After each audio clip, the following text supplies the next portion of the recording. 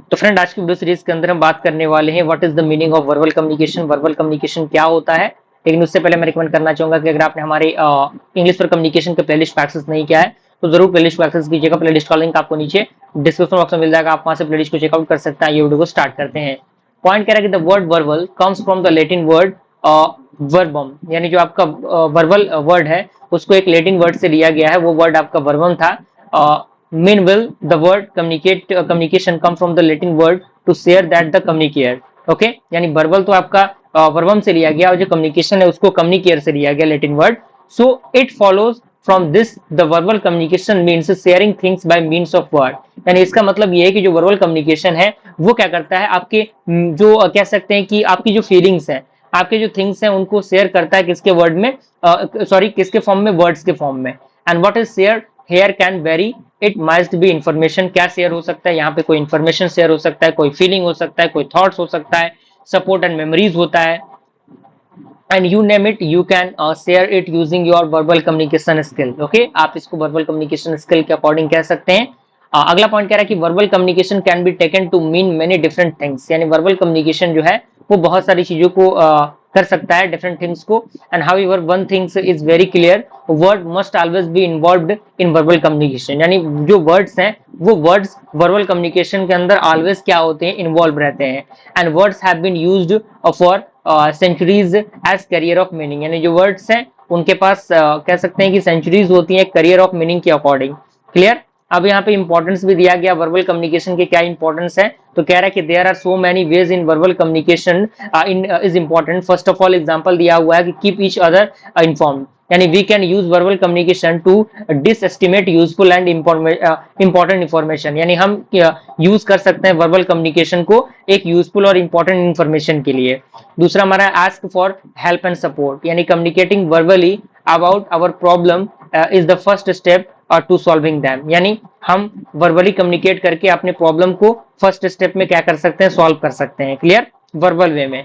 दूसरा हमारा आता है मेकिंग फ्रेंड्स, यानी communicating with other can be start a good friendship, यानी कम्युनिकेट करना दूसरों के साथ हम क्या कर सकते हैं, उसके अकॉर्डिंग एक बेहतर फ्रेंड को बना सकते हैं। दूसरा हमारा आता है कि expressing our self creativity creatively, sorry. तो यहाँ पे कह रहा है कि verbal communication can be the means of expressing our imagination, यानी जो वर्बल कम्युनिकेशन है वो क्या कर सकता है, आपके जो इमेजिनेशन हैं उनको एक्सप्रेस कर सकता है। पांचवा हमारा आता है शेयरिंग इन्फॉर्मेशन, सॉरी इमोशन। कह रहा है कि we can share emotion as well as factual information with the other our verbal communication skill, यानी हम क्या कर सकते हैं, अपने इमोशन को शेयर कर सकते हैं और साथ ही साथ एक फैक्चुअल इन्फॉर्मेशन को शेयर कर सकते हैं, किसके द्वारा, अपने वर्बल कम्युनिकेशन स्किल के द्वारा। ओके, तो ये आपका वर्बल है। अब यहाँ पे नॉन वर्बल कम्युनिकेशन को हम देख ही लेते हैं कि नॉन वर्बल कम्युनिकेशन क्या होता है, उनके टाइप्स क्या होते हैं।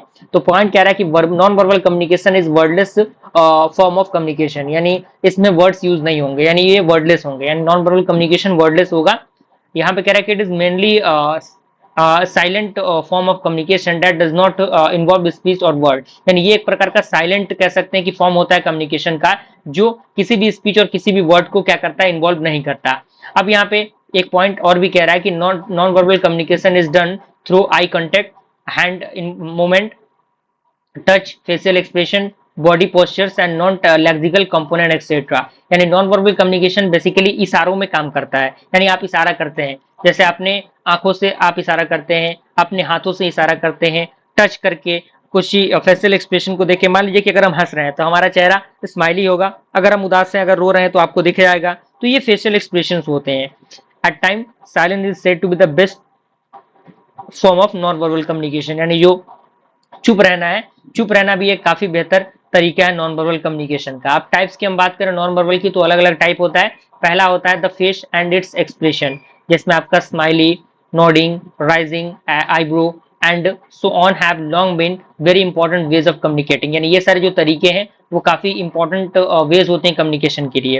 And without saying a word we can speak volume with a glance at our intellectual. Okay, अब यहाँ पे तीसरा आता है मूवमेंट ऑफ हैंड, यानी हाथों के इशारा से। तो कह रहा है कि the first treatise on hand gestures was probably that written by the physician John Bulwer the mid 7th century. यानी इसको बेसिकली जॉन विल्वर ने एक मिड 7th सेंचुरी के अकॉर्डिंग इसको बताया था।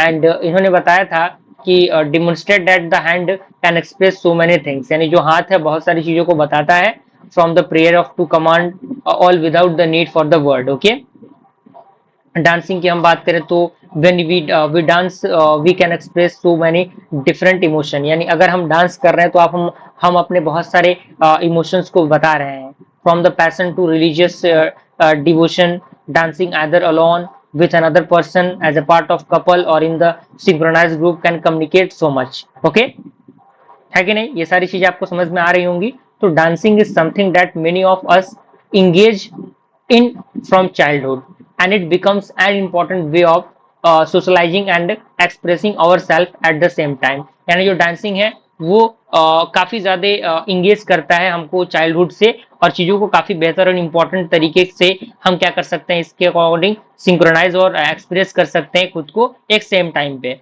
चौथा हमारा है बॉडी लैंग्वेज, जो कि आपको पता ही होगा कि बॉडी लैंग्वेज किस तरीके से काम करता है। पांचवा हमारा क्या है, paralinguistic and non lexical noise. यहाँ पे कह रहा है कि पारा means beside and linguistic means language, यानी पारा का मतलब होता है बिसाइड और लिंग्विस्टिक का मतलब होता है language. So paralinguistic noise are noises that occur alongside language, यानी यह कब ऑकर होगा, जो अलोंग साइड लैंग्वेज होगा उसके according.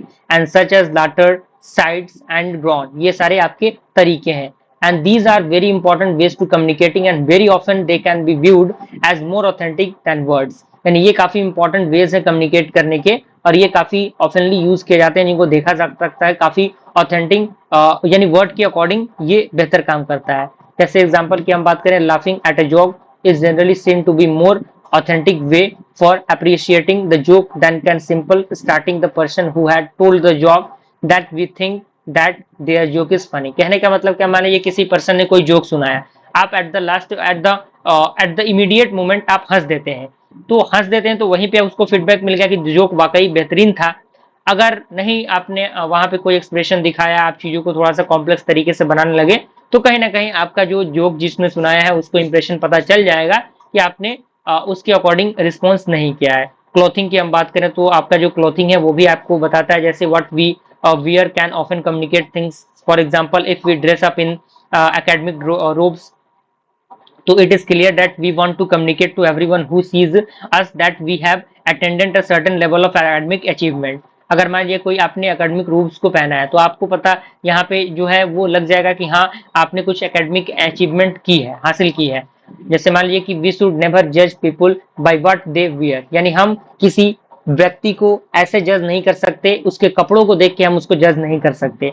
However some time of official garments such as जज विग्स एंड स्कॉलर ग्राउंड और soldier medal are design to communicate something about the wearer. Okay, जैसे कि जज की आपने पता है कि ड्रेसअप क्या होता है, किसी स्कॉलर का ड्रेसअप क्या होता है, हमारे जो सेना के जवान होते हैं उनका ड्रेसअप क्या होता है, तो वो कहीं ना कहीं उनके कह सकते हैं कम्युनिकेशन थिंग को ही बताता है जो उन्होंने पहना रहता है उसके अकॉर्डिंग।